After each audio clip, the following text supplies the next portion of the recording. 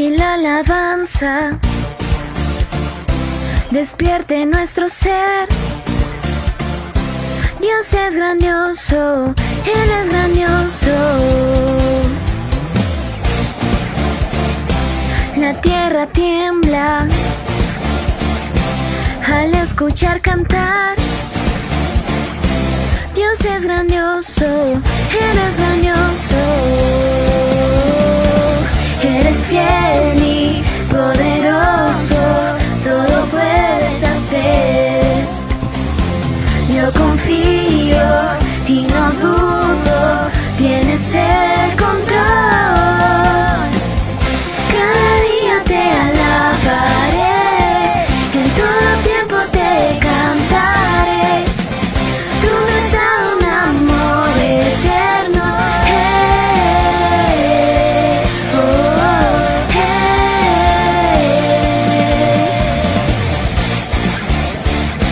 Que la alabanza despierte nuestro ser. Dios es grandioso, Él es grandioso. Eres fiel y poderoso, todo puedes hacer. Yo confío y no dudo, tienes el control. Cada día te alabaré, en todo tiempo te cantaré. Tú me has dado un amor eterno. Cada día te alabaré, en todo tiempo te cantaré. Tú me has dado un amor eterno.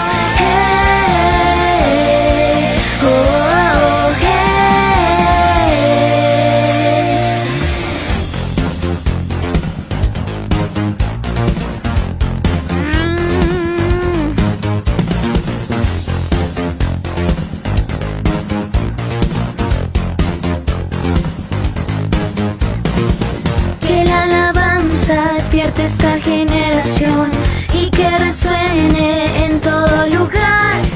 Que la alabanza despierte esta generación y que resuene en todo lugar.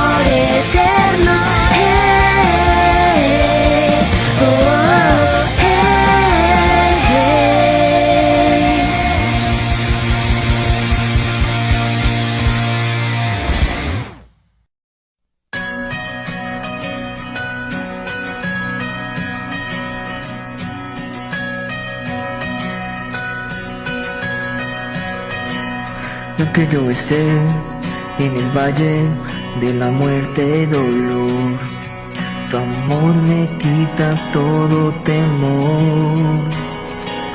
Y si llego a estar en el centro de la tempestad, no dudaré porque estás aquí y no temeré del mal, pues mi Dios conmigo está.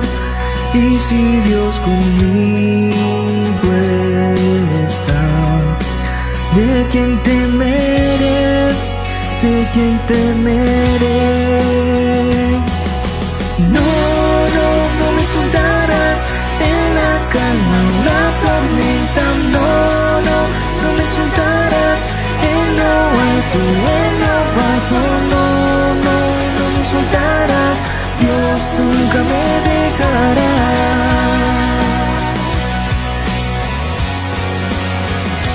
Tú Puedo ver la luz que se acerca al que busca de ti. Gloriosa luz cual otra no hay. Y terminarán los problemas mientras llega el fin. Viviremos conociéndote a ti y no temeré del mal, pues mi Dios conmigo está. Y si Dios conmigo está, ¿de quién temeré? ¿De quién temeré? No me soltarás en la calma o la tormenta. No me soltarás en lo alto, en lo bajo. No me soltarás, Dios nunca me dejará.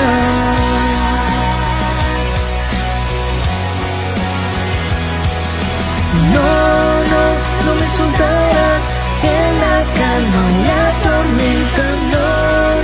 No me soltarás en lo alto, en lo bajo. No me soltarás, Dios nunca me dejará.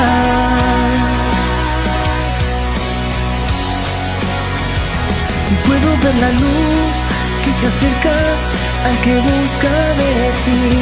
Y terminarán los problemas mientras llega el fin. Voy a alabarte, voy a alabarte. Solo a ti. Y puedo ver la luz que se acerca al que busca de ti. Y terminarán los problemas mientras llega el fin. Voy a alabarte, voy a alabarte.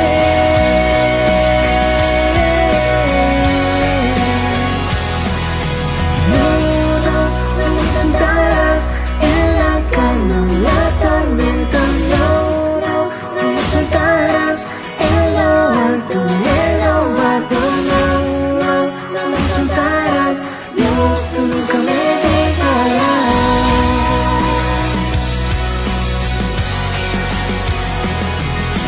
No me soltarás en la calma, la tormenta. No me soltarás en lo alto, en lo bajo. No me soltarás, Dios nunca me dejará.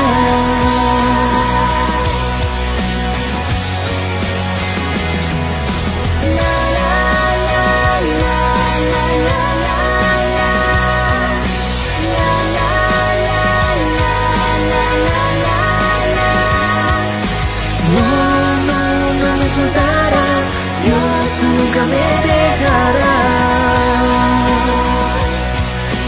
Dios nunca me dejará.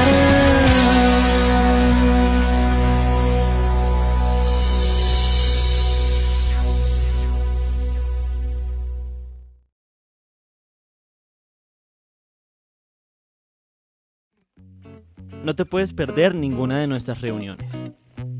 Para nuestros pequeñitos, tenemos la escuela dominical todos los domingos a las 11 a.m. vía YouTube. Reunión de damas, sábados 6 p.m. vía Zoom. Nuestra reunión de hombres, todos los jueves a las 8 p.m. vía Meet. Tenemos nuestra reunión de jóvenes todos los sábados a las 4 p.m. en nuestra sede. Estamos cumpliendo con todos los protocolos de bioseguridad para que puedan tener la tranquilidad. Estamos muy felices de poder volvernos a encontrar y así presentarnos en espacios en donde podemos divertirnos. Servicio virtual, viernes 7 p.m. vía YouTube.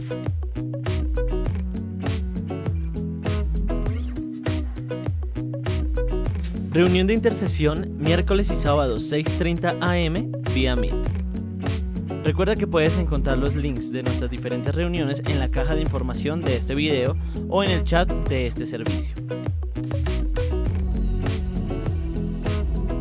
¿Te gustaron y disfrutaste las canciones durante el servicio? Si es así, puedes encontrarlas en nuestra playlist Covers Madrigal, que encontrarás al final de este video, o en nuestra página principal de YouTube.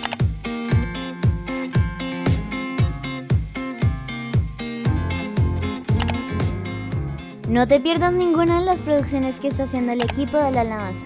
Compártelas con tus amigos y llena así de bendición sus vidas. Te invitamos a que te suscribas a nuestro canal de YouTube y que des clic sobre la campanita que está aquí abajo para que puedas seguir recibiendo notificaciones acerca de nuestro contenido, nuestros videos musicales, nuestras prédicas, etc. para que no te puedas perder nada de lo que subimos. Así que, ¿qué estás esperando?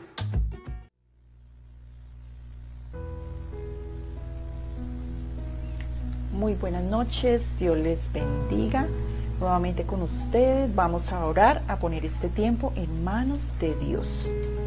Señor amado, Dios de los cielos, en el nombre de Jesús, muchas gracias por tu palabra, por lo que tú hablas a nuestros corazones todos los días, Señor. Tenemos que venir a la Biblia, Señor, y hay palabra viva y eficaz. Habla a nuestros corazones, Señor, que sea tu Santo Espíritu hablando a cada persona que esté escuchando en este momento. En el nombre de Jesús, amén. Bueno, este compartir lo he titulado La sociedad en crisis. Observé un video que ha sido tendencia en las redes sociales. En Armenia, en un centro comercial, 2 niños golpearon a la mamá porque ella no accedió a cumplirles un capricho. Esto causó indignación en muchas personas que presenciaron el hecho al observar a esta mujer llorar de impotencia. ¿Qué está pasando en la sociedad? ¿Por qué se pierde el respeto hacia los padres? Pensemos, ¿fue casual o fortuito que estos niños actuaran de forma irrespetuosa, grosera y violenta contra la mamá? Definitivamente no. Ello es el resultado de un proceso. Entonces vamos a mirar este compartir, vamos a mirar unos puntos sobre la sociedad en crisis. Primero, el origen de la crisis social. En Proverbios 30, de los versículos 11 al 14, leemos sobre el proceso de degradación moral y social. Versículo 11 dice: hay generación que maldice a su padre y a su madre no bendice. Habla mal del papá y no bendice a la mamá. Miramos también en el versículo 12, dice: hay generación limpia en su propia opinión, si bien no se ha limpiado de su inmundicia. Nos habla de una generación relativista. Para ellos nada es bueno o malo en sí. No existe para ellos la verdad absoluta, la palabra de Dios. Viven en pecado y piensan que lo que hacen está bien. Versículo 13. Hay generación cuyos ojos son altivos y cuyos párpados están levantados en alto. Sus corazones o conciencias se endurecen cada día más. Versículo 14. Hay generación cuyos dientes son espadas y sus muelas cuchillos, para devorar a los pobres de la tierra y a los menesterosos de entre los hombres. Es una generación llena de maldad que practica toda clase de injusticia. Notamos que el proceso de degradación moral comienza en el hogar y va copando toda la esfera social. Estudios indican que nunca antes se ha visto una generación de adolescentes menos saludables, menos cuidada y menos preparada para la vida. Es el resultado directo de la desintegración matrimonial y de las fuerzas que operan en contra de la familia. Hijos nacidos de manera extramatrimonial, madres que laboran en 1, en 2 empleos, padres ausentes, factores que llevan a la falta de formación y disciplina. Una generación que crece sin límites o reglas. Un padre tiene un poder asombroso sobre sus hijos, para bien o para mal. Un padre ausente o cruel genera un daño profundo en la vida de sus hijos. La sociedad está sumida en la crisis más profunda. El filósofo Platón manifestó que la familia es la sociedad escrita en letras minúsculas. Es una realidad que hoy la sociedad está mal, como consecuencia de lo mal que están los hogares. La familia es la primera institución creada por Dios y por ello observamos que constantemente es blanco de ataque. Miremos otros aspectos. Segundo punto, la Biblia, fundamento de los principios morales. En la Biblia los 10 mandamientos los podemos leer en Deuteronomio 5 y su aplicación en el capítulo 6, versículos 6 y 7. Y dice: y estas palabras que yo te mando hoy estarán sobre tu corazón y las repetirás a tus hijos y hablarás de ellas estando en tu casa y andando por el camino y al acostarte y cuando te levantes. Encontramos en el texto que fueron dadas primeramente a la familia más que a la nación, por ser ella la base fundamental de la sociedad, y el orden en que son dados los 10 mandamientos. Primero fue para con Dios.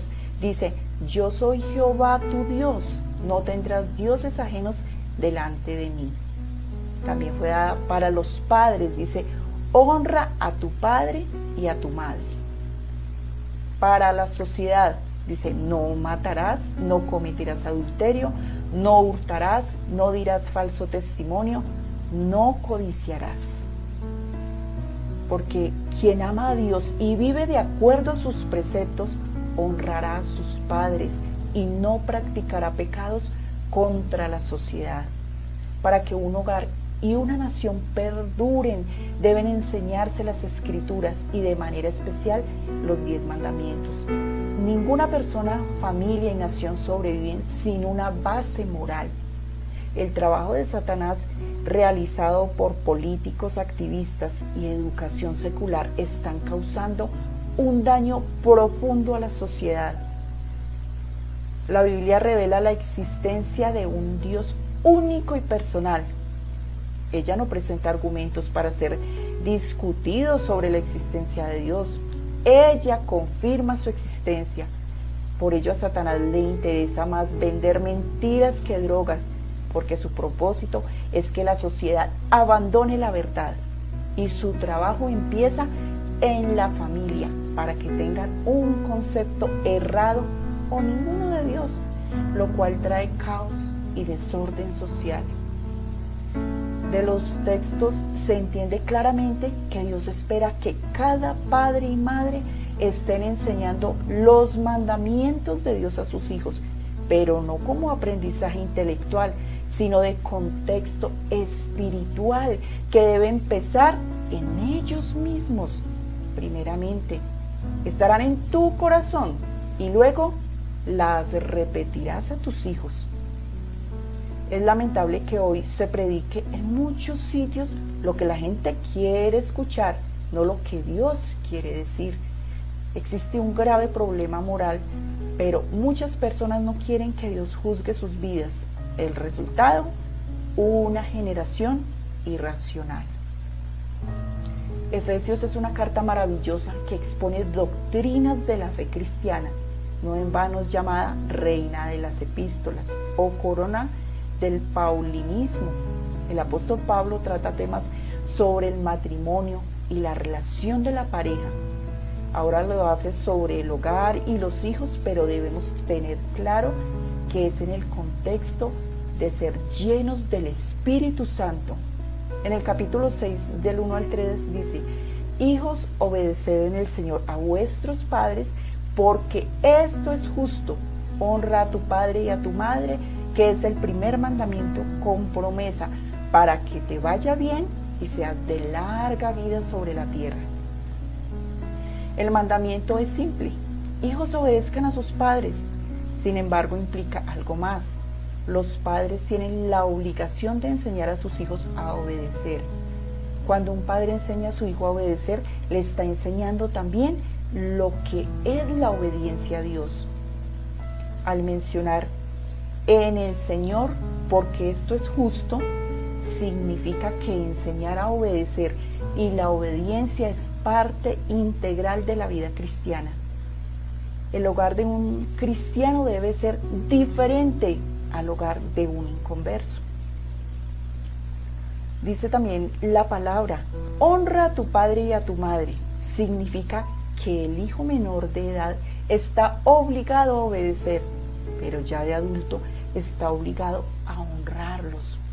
Obedecer es una acción, honrar es una actitud. ¿Qué es el primer mandamiento con promesa? Es claro que es un mandamiento de Dios, no una sugerencia. Pertenece a la ley de Dios, que más que un deber hacia los padres, es un deber hacia Dios. La obediencia a estos mandamientos trae consigo una maravillosa promesa de Dios, bendiciones materiales y larga vida.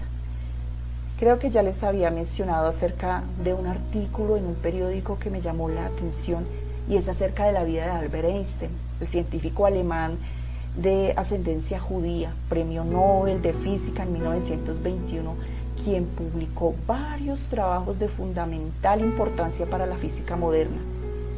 Él, sin lugar a dudas, fue un hombre con una mente prodigiosa, pero no fue esto lo que me impactó, sino lo que dijo su hijo Hans Einstein acerca de su padre. Él dijo: creo que el único proyecto que abandonó fui yo. El hombre que revolucionó al mundo con sus ideas fue un fracaso como padre. Qué ironía que él quien manifestó el ejemplo no es una forma de influir en los demás, es la única forma. No llevaba una vida coherente entre sus palabras y sus acciones. En la Biblia encontramos a grandes hombres de fe, y definitivamente David es uno de ellos, de tal manera que 3/4 partes de ella hablan de este hombre. De Primera de Samuel a Apocalipsis. Él fue un gran guerrero, hombre de fe, líder, rey, salmista, cantor, adorador. Hoy los invito a que me acompañen en un pequeño análisis de la vida de este hombre en su faceta de esposo y padre. David fue capaz de gobernar a su pueblo, pero no a su familia. Miremos algunas reflexiones sobre sus actos y las terribles consecuencias que trajo sobre su casa y sobre la nación, y que hoy afecta a muchos hogares, aún de personas de fe. Tercer punto, la inmoralidad sexual. Se considera que el detonante que trajo gravísimos problemas a su familia fue el pecado de la inmoralidad sexual manifestada en adulterio con Betsabé. Pero la realidad es que David había demostrado indiferencia hacia el plan de Dios por medio del matrimonio. Al tomar a varias esposas, mostró falta de control sobre sus pasiones y falta de amor verdadero. Lo sucedido con Betsabé es el clímax de lo que venía sucediendo por muchos años. Quedarse en la casa en tiempo de guerra solamente proveyó una oportunidad para que su falta de control pasional se mostrara. Una pequeña semilla de lujuria que va creciendo por años y ahora dará un fruto amargo. Es significativo que el término hebreo, al referirse a David, paseaba por el terrado, hace más referencia a caminar de un lado a otro en el terrado. Miramos también que David estaba intranquilo porque no estaba donde Dios quería que estuviera, y el Espíritu Santo le estaba dando convicción al respecto. Las muchas esposas de David no podían satisfacer su lujuria, y vemos que esta área de su vida adquiere proporciones enormes en sus hijos. Amnón, lleno de lujuria por su hermana, así como David por Betsabé, y Salomón con 700 esposas y 300 concubinas. David y Salomón nos enseñan que si una mujer no es suficiente para un hombre, 1000 tampoco lo serán. Qué tremendo es esto. La belleza de Betsabé hizo que la vista fuera muy tentadora para David, pero la verdadera fuerza de la tentación se encuentra en el estado del corazón. El pecado obnubila la mente. David eligió mantener la vista en una mujer sensual, incluso después de perderla de vista. En este punto podemos decir que un cristiano, aunque no vea pornografía, recibe un ataque al corazón por medio de la industria del entretenimiento, películas, imágenes en redes sociales, comentarios sensuales, etc., que de no tener el filtro adecuado terminarán afectándolo. ¿Y qué decir de Betsabé? Aunque la responsabilidad recae sobre David y él así lo reconoció, ella lleva su pecado por actuar indecorosamente, dio ocasión para el pecado. Hoy la forma de vestir de muchas mujeres dan ocasión para el pecado a otros. El apóstol Pablo en 1 Timoteo 2:9 escribe que las mujeres se atavíen de ropas decorosas, con pudor y modestia. La vida de lujuria se encuentra con la vida de provocación sensual y el resultado es impredecible. Satanás no está jugando. David estuvo siempre de acuerdo con lo que el mundo promueve acerca del sexo. La búsqueda de una experiencia placentera. Dios dice que debe ser el acto de amor sincero que ayuda a unir a una pareja heterosexual en el matrimonio y solo a los dos haciéndose así una sola carne.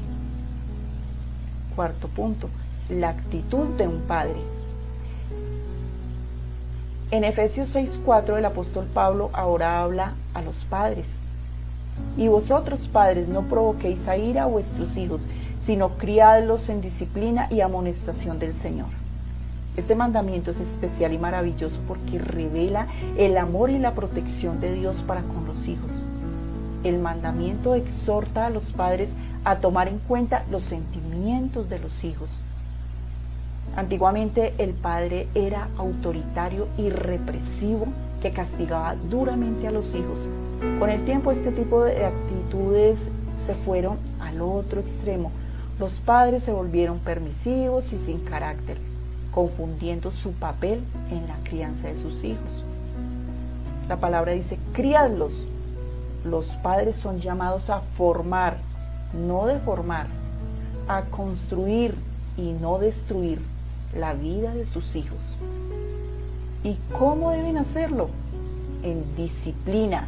El sentido en el griego es entrenar con corrección y amonestación. Tiene más la idea de enseñar. También dice entrenar correctivamente y enseñar a los hijos.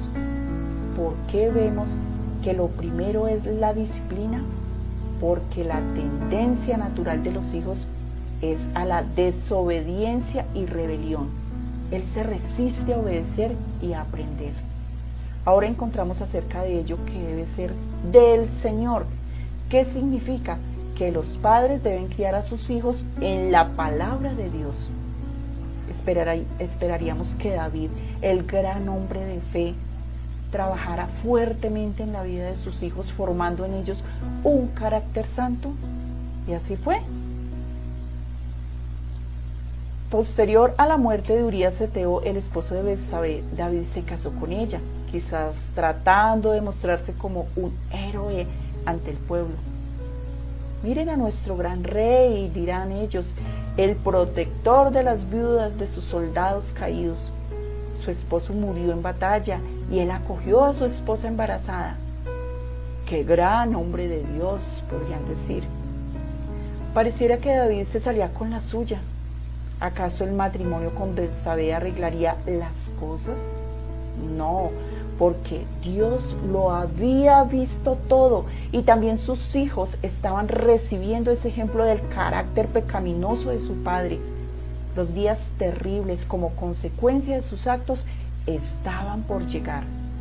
¿Se imaginó David que sus actos traerían terribles consecuencias? un embarazo no deseado, el asesinato de un confiable amigo, un bebé muerto, una hija violada por su hermano, un hijo asesinado por su hermano, una guerra civil dirigida por uno de sus hijos, un hijo que imitaría la lujuria de su padre. Hablamos de Salomón, quien no solo se alejaría de Dios, sino que propiciaría que buena parte de Israel también lo hiciera. Quinto punto, el legado de pecado a los hijos. Es Salomón quien escribe en Proverbios 4 sobre su relación con su padre David. Versículos 3 y 4 dice: porque yo también fui hijo de mi padre, delicado y único delante de mi madre. Y él me enseñaba y me decía: retenga tu corazón mis razones, guarda mis mandamientos y vivirás. Este hijo de David y de Betsabé es especial para él, porque vino como fruto de la humillación que Dios trajo sobre ellos. Quizás esa circunstancia llevó a David a dedicar tiempo para la formación de su carácter. Lamentablemente no vemos la misma actitud con sus otros hijos, y mucho más cuando existía en ellos una predisposición a cometer los pecados de su padre por el mal ejemplo que recibían. Amnón era el primogénito, el primero en línea para suceder a David en el trono de Israel. Su nombre significa fiel, estable. Sin embargo, no hizo honor a su nombre. La conducta de Amnón era infantil y David le daba gusto. Todo indica que David en general fue indulgente con él y con sus otros hijos, porque tal vez se sentía culpable por tener tantas esposas, hijos y responsabilidades en el reino, que no se tomaba el tiempo para criarlos en el temor de Dios. En su lujuria obsesiva, que culmina en la violación de su hermana, Amnón siguió el ejemplo de su padre David. Frecuentemente así es como la maldad de los padres es pasada sobre los hijos. Un hijo a menudo reflejará la conducta pecaminosa de su padre y a menudo irá más allá en la dirección de pecado que los mismos padres. Frente al acto vil y despreciable que cometió Amnón, ¿cuál fue la actitud de David? La Biblia nos dice que se enojó mucho. David estaba en lo correcto al enojarse, pero no hizo nada al respecto. No disciplinó a su hijo ni protegió a su hija. Quizás David, consciente de su propia culpa, de una manera similar, pensó que carecía de autoridad moral para disciplinar a su hijo. La mala conciencia jamás actuará en justicia. David pudo haber hablado con su hijo acerca de la lujuria sin control y sus terribles consecuencias, llevándolo así al arrepentimiento por sus actos. Alguien mencionó que el hombre solo escucha su voz en una grabación. Es lamentable que un padre solo vea lo peor de él cuando reaparece en su hijo. Este terrible acto de violación incestuosa deja en la familia de David a una hija con su corazón destrozado, al violador con la satisfacción de su pecado sin castigo, y a otro hijo con su corazón lleno de odio y deseos de venganza. La muerte de Amnón a manos de los criados de su hermano Absalón golpeó fuertemente la conciencia de David. Así como David cometió adulterio, emborrachó a Urías y luego lo asesinó, así Amnón cometió incesto, fue emborrachado y entonces asesinado. Absalón, su nombre significa padre de paz. Su vida tampoco hizo honor a su nombre. Era un hombre egocéntrico y vanidoso, al ser reconocido en el pueblo por su apariencia y su suntuoso cabello.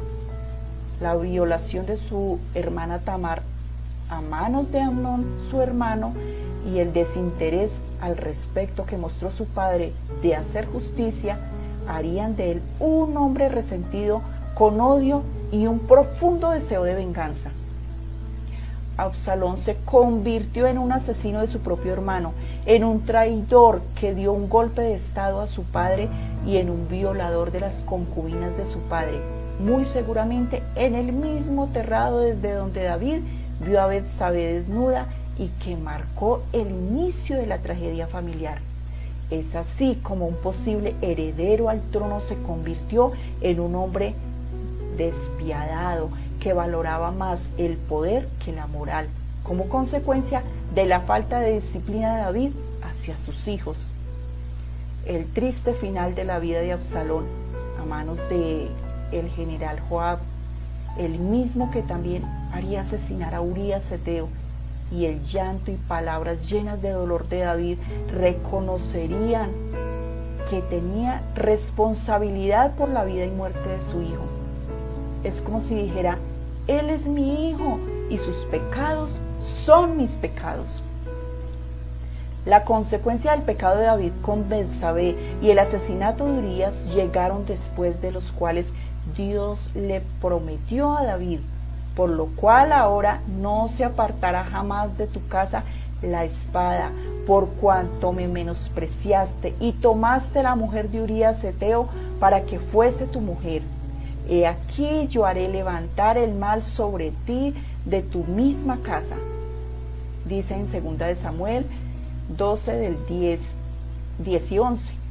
Dios le advirtió a David que así como él trajo problemas a la casa de Urías, terribles problemas se levantarían en su familia. Cosecharía lo que sembró y con intereses. Sexto punto y último punto, el perdón de Dios. En 2 de Samuel capítulo 12, David es confrontado por el profeta Natán. El pecado de David fue desagradable ante los ojos de Dios y David, con su corazón endurecido, no escucha la voz del Espíritu Santo ni a su conciencia. Por ello Dios envió a alguien a hablar con él. La misericordia de Dios es tan grande que nos habla incluso cuando no queremos escucharlo. Aunque es maravilloso que Dios obre de esta forma, no es garantía de que siempre lo haga. Cuando el Espíritu Santo habla al corazón, debemos responder inmediatamente. En el versículo 13 dice: pequé contra Jehová. Vemos aquí a un hombre conforme al corazón de Dios. David conocía a Dios y tenía claro sobre la maldad de sus actos contra Dios. Por ello confesó su pecado.